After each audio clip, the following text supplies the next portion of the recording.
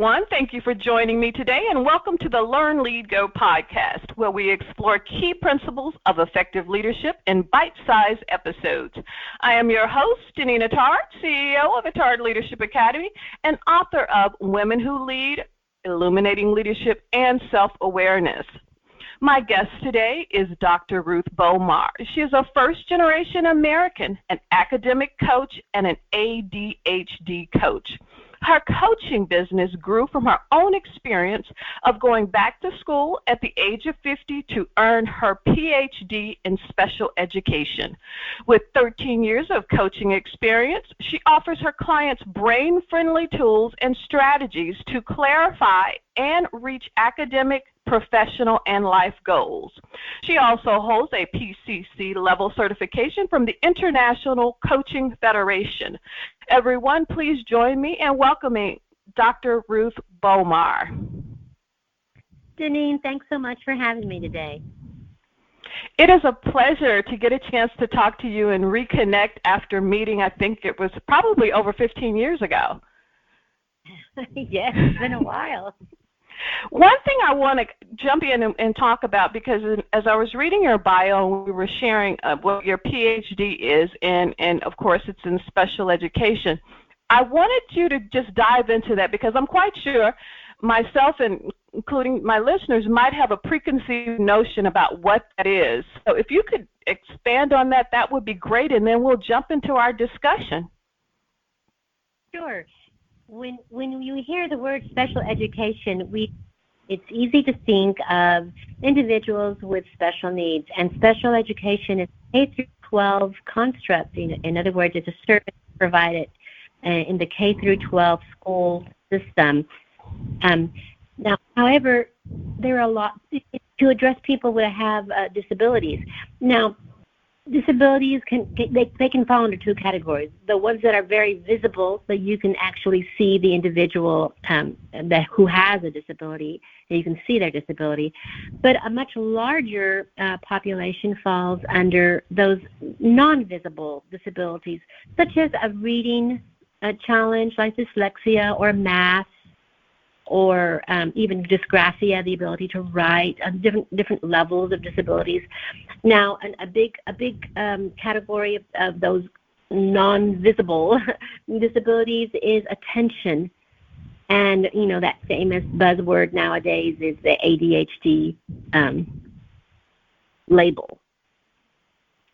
Okay, now that makes much more sense, because I must admit, when I hear, special education, a certain thing comes to mind. So thank you so much for clarifying. And when we were speaking prior, we talked about the term executive function. And when you started to explaining that, I knew that was the moment that I needed to have you on the podcast so that you could share that insight, because that is a tool that leaders can use to lead successfully, to become more self-aware. And so I want to dive in by you explaining what is executive function and how does it relate to leadership and adaptability in times of change. Well, to explain what that word means, executive function, I got to talk to you about the brain. Okay. So your brain has your brain is so marvelously complex. It's such a multifaceted organ and creation. Now your brain, when we think about the word attention plays a role in how we perceive, how we remember, how we think, how we feel, how we do things. Attention is a continuous process that it involves organizing and setting priorities. Attention involves focusing and shifting your focus, regulating your alertness, sustaining effort, regulating your mind's processing speed and output. So attention involves managing your frustration and other emotions, as well as recalling facts, using your short-term memory, and monitoring and self-regulating your actions. So your management system of your brain, all of that is your managing system of your brain, and the short, the shortcut label for that is executive function. So when we say the word executive function, we're addressing the entire management system of your brain, and attention is like the integrated operation of this system.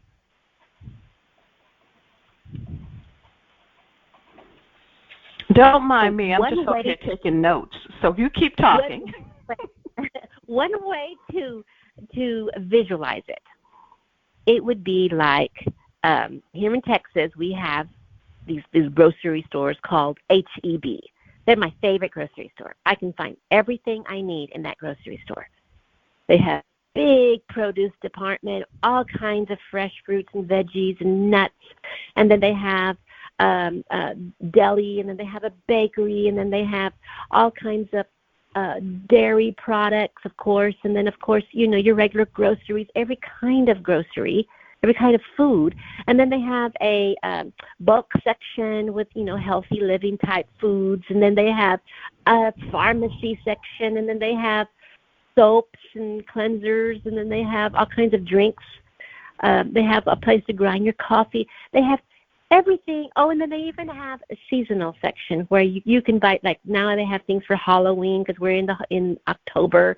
But earlier they had summer stuff like swimming stuff. They have everything you need in that grocery store. And then they have, of course, the gasoline in the corner of the parking lot.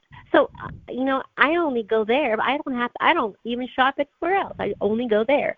Well, your brain is like that huge grocery store that manages everything, and your executive functions is like the store manager, the grocery store manager, managing, making sure everything runs smoothly in that store so that when the customer comes in, I can find exactly what I want, get in and out, and in 20 minutes, 15, 20 minutes. I never have to wait long at that grocery store because it's so well run.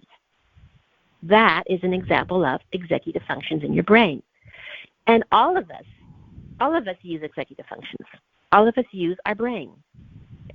It's the management system of your brain. Now, the problem comes when the store manager doesn't show up to work. So the rest of the store can keep working because you have the guy in charge of produce and the person in charge of the deli and another person in charge of the bakery. So the subsystems might keep working, but they may not be able to talk to one another. Or they may not keep up with the inventory, or maybe not be able to keep up with an emergency that happened in aisle 7. So if your store manager doesn't show up, or if the store manager shows up for just part of the day but not the rest of the day, then you have these gaps in the efficiency of how your brain works, and addressing the integrated operation of your brain. So how does that apply to leadership? Someone in leadership, first of all, I think everyone is in leadership. The first person you lead is yourself. So you got to lead yourself. You got to lead your family. Like you got to lead your life. You're in charge of the world that you touch. So you are the leader of what you're doing with your life. So it applies to everybody. How does executive function? It applies to everybody who is living life mindfully, purposefully, just with a decision. I have people who know there's something more than just the daily grind. People who know that, okay, I have a dream, and where I am isn't necessarily all the components of my dreams. I want to go towards my dream. So any level of leadership, you can be a leader and be a entry-level employee. And where I sit, leadership is everybody's a leader, and the first person you lead is yourself. So how does executive function relate to our lives, leading purposeful and mindful lives? Is when it doesn't work. It's like our digestive system. we only pay attention to our tummy when it hurts or when it's hungry. When our digestive system doesn't work, that's when we pay attention to it. Otherwise, we just feed it. So when our management system of our brain isn't working, that's when we got to pay attention to it. That's when it says, okay, wait a minute, I need something. And it'll impact our effectiveness in our roles as leaders, as well as being able to adapt. I love the theme of your conversation, which is adaptability in times of change. We live in constant change.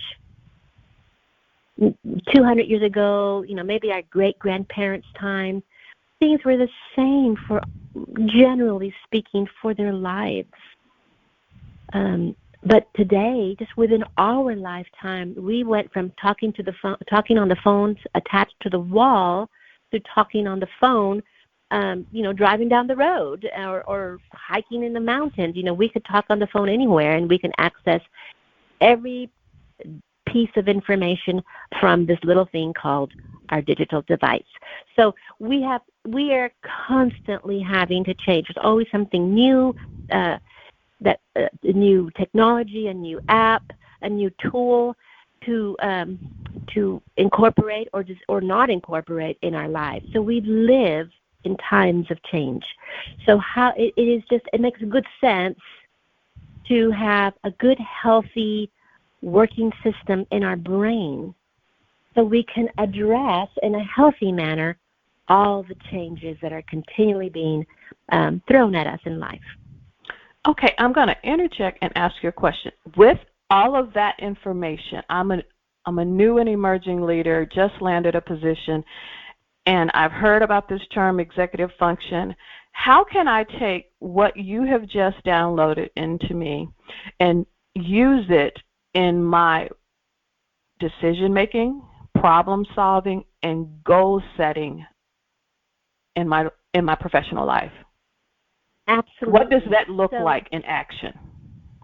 Yeah, so decision-making is a process, and it's a skill, and you can learn the steps and the skills to decision-making. Decision-making involves problem-solving. The decision-making involves keeping in mind what is the goal. So the components of decision, one big component of decision-making is activating, knowing when to just act, when to start, when to pull the trigger and actually do it, push the button and say submit.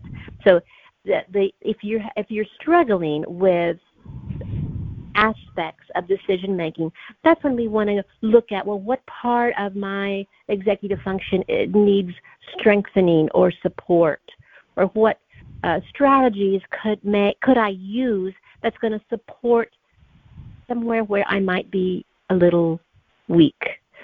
For example, if I'm having a hard time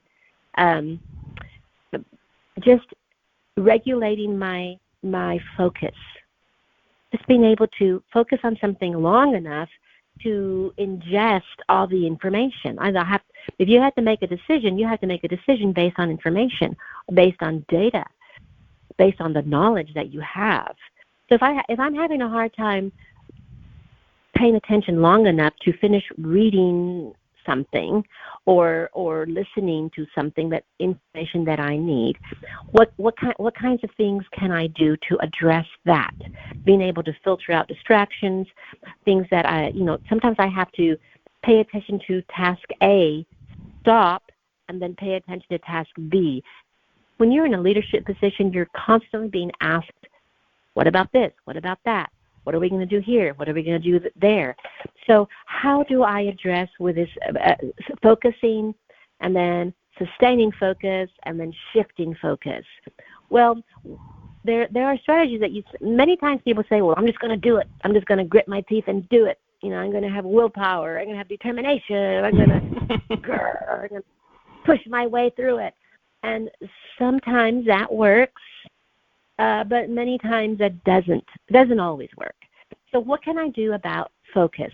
Well, one thing, now I'm going to go into some strategies for focusing. One thing with focusing is clear out clutter. everything your eyes see, your eyes process, it's input. And your brain has a responsibility to determine, what do I do with this input? So if you have a lot of papers all over your desk, your brain is saying, what do I need to do with that paper? It's calling you. That stack of papers or that stack of whatever is calling you. It could be laundry in the corner. Especially if you work from home, there's all kinds of things that are calling your name. Like if the dishes aren't washed in the sink, or if there's a dirty this or a dirty that. There's things that are calling you. So if you want to focus, one strategy is clear the clutter. Ruth, I'm going to pause right there because you said something that really just resonated with me. Because people always tell you keep your environment clear and free and organized, but they don't follow up with the why. And you just provided the why. Everything we see is input into our brain, which our brain is then obligated to then process it and try to figure out how to do it and what to do with that, which then reminds me of, I forget the name of, it was the animation film, and the dog would get distracted, and the saying was squirrel. Right. So he would always look away and stuff. So that is the concept that's forming in my head. Now I get it. Yes, it's calling you. And also your brain, another little system in your brain, your little glands in your brain called amygdala. You have two, one on both side of your hemisphere, one right hemisphere, left hemisphere. And one of the jobs, your brain is really complex, but for our purposes for today's conversation, one of the tasks of the amygdala is to identify something novel. That's its job. So it'll identify something novel to decide whether or not I need to pay attention to it and follow through. If it's novel, it could be something that's dangerous, and I have to, protect myself, address the danger. Or it could be something novel that, it's interesting. I need to explore it. Or it's novel, and I need to do something about it. What do I need to do about this thing that is novel? That's why that squirrel caricature, where you're like, oh, squirrel, oh, that's something new, squirrel, oh, that's something new, novel, shiny, oh, let's do that. So being able to sustain your attention. One strategy to sustain that attention is, of course, keep your environment organized, clutter-free. Another way to sustain attention is to remind yourself of your why. Why am I doing this? So when you're tempted, or when an interrupting thought, I call those interrupting thoughts, just run through your brain. You say, okay, why am I doing this? Oh, I'm doing this because, and you remember your main goal for today, or your main, whatever it is that you're focused, whatever it is I want to do. I had to do this when I was writing my dissertation. I couldn't sit still long enough to write a paragraph. Or I would chase down this idea with this research, or that idea and that other article. And so I had to write down on a 3x5 card, Ruth, you're focusing on this idea. And so any other ideas that didn't follow that main idea, I would not allow it in my brain. So I had to remember my why. Where am I going and why am I going there? It's kind of like putting your destination in your GPS. Where am I going? Now, another strategy with sustaining focus is all those squirrels that run across your brain. Very creative people are always thinking like that. They always have great ideas. Oh, we could do this, or we could do that. And they have lots of really interesting, interrupting ideas. And so one way to honor all that creativity is to grab that idea, write it down on a little piece of paper, and put it in a file folder, and label that file folder as later. I'll address this idea later.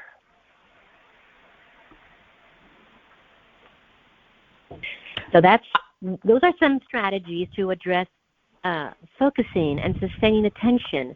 If if that's where you're struggling. So another area that you might struggle with is procrastination. Now, procrastination is this hallmark. Everyone says, I procrastinate. And they find all the energy and the motivation to get something done when it is a crisis.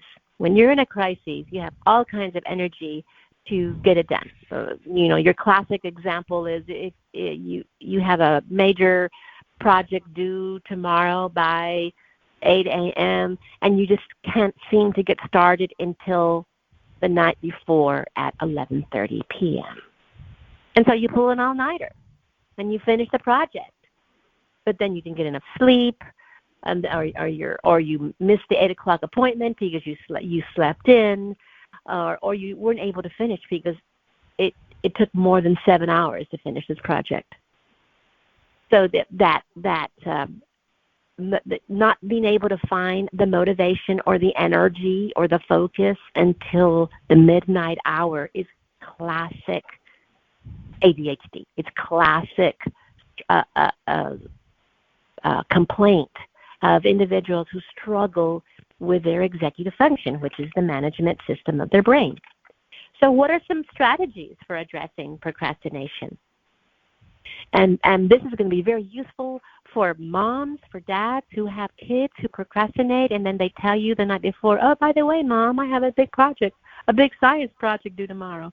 Or even as adults, as we work in the professional setting and we have things that need to get done and we just procrastinate. So think about why we procrastinate. Many times we procrastinate simply because we don't understand the task. We lack information.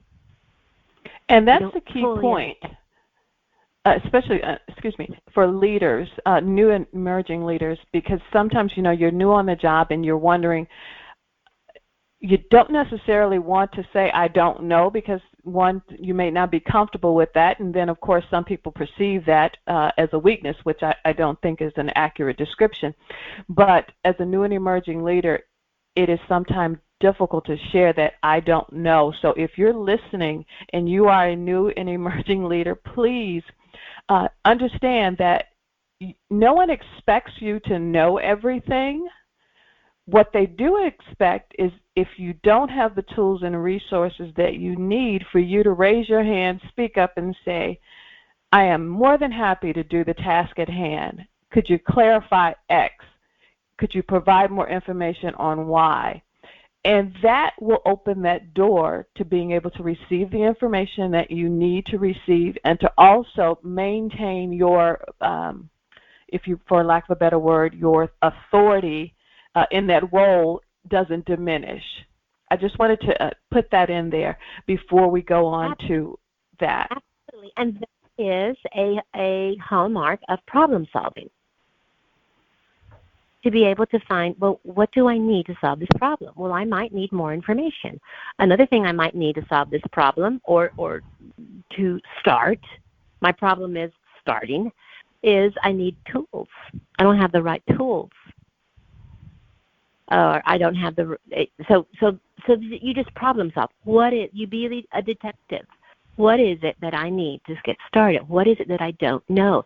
So one exercise I do with my clients is just, on a piece of paper, write down all the things you already know about this job or this task or this project. What do I know already? And what are the things I don't know? Many times just doing that, it's like cleaning out the closet. You realize, oh, I know more than I thought I knew, just by writing down all the things I know. It's kind of like a brainstorm. You just throw down all what are the things I already know that I relate? Maybe I know it, or it's related to this topic or this task. Just write it down. And then what are the things I don't know?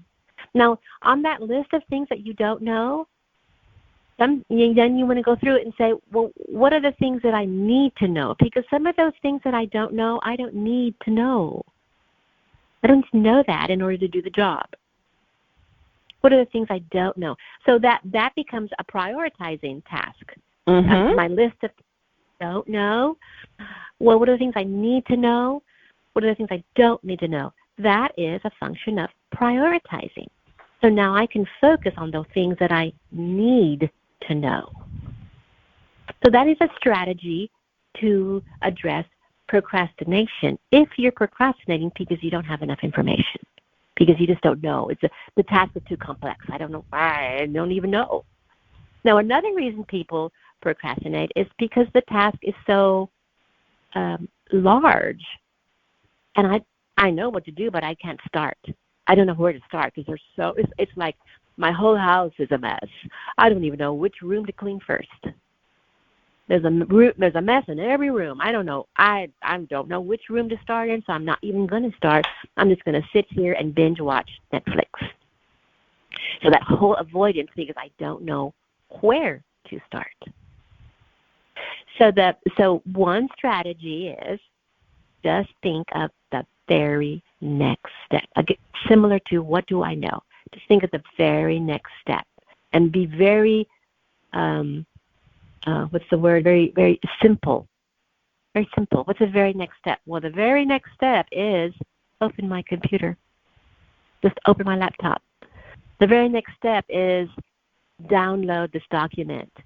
The very next step is print the document. And sometimes it's doing the very next step, even if it's something very obvious like download a document and print it. Just that, you gain traction and you get started. Sometimes we don't get started because we're not thinking the very next step, we're thinking 4 or 5 steps down the road. And as you gain the traction, you gain confidence, which fuels you to continue down that road. Yes, that fuel to continue, that's motivation. And motivation is not just thinking happy thoughts or thinking, I'm great, I'm wonderful, it's not just saying all these wonderful compliments about me. That's not motivation. Motivation is a chemical reaction and network in your brain. There are certain neurochemicals in your brain that when they're released, you feel motivation. And so there's so many. There's a great a connection between your body and your brain. There's a great connection, and the things that you do all things that you do that will promote optimal operation of your brain. So thinking about that motivation, go back to that motivation. I cannot think of step number 4 and 5 until I've done steps 1, 2, and 3. Because our brain makes sense. That makes sense. You can't skip 1st and 2nd grade and jump to 5th grade. This is good stuff. This is really good stuff. I'm going to ask you to pause for one moment, because we're getting near our time. I'm definitely going to need you to come back again for a second episode. We've talked about the executive function and how it operates with our decision-making process, how to deal with challenges and goals, and the internal process that takes place when we're working through these things. What I would like to you in the last few minutes that we have is to address 2 areas. Number 1 is if I'm listening to this podcast and I have taken in everything that you have to say, what are the top 2 next steps I can take to implement something that I've learned during this podcast episode? Well, the first thing I would ask you to do is just write it down. Whatever thoughts you had while hearing this podcast, just write it down. And I recommend that you get a pencil and write it on a piece of paper. You know, we weren't designed to write with our thumbs. So writing it, thank God for the flexibility of our digital devices where we can take notes on this computer called our phone. That's wonderful. If you want to process and truly digest new ideas, complex ideas, you got to do it the way you are designed. We weren't designed with a phone in our back pocket or in our purse.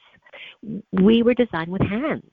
If you will physically write this these ideas down in words. All kinds of good connections are happening in the process of physically writing, the movement of writing, and allowing your brain to actually chew on it.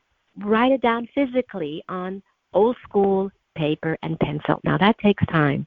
Allowing yourself to sit down and write ideas down.